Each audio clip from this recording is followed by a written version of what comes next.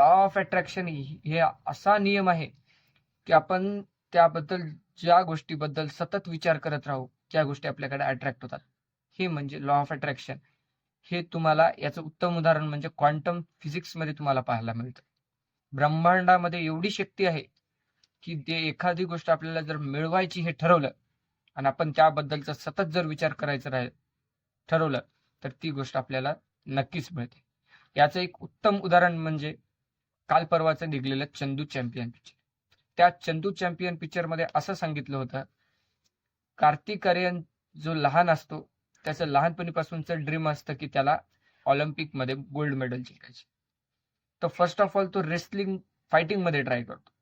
Fighting मध्ये try करत असताना त्याचं असं होतं की तो काही परिस्थितीमुळे मिलिटरीमध्ये गोळ्या लागल्यामुळे तो अपंग होतो.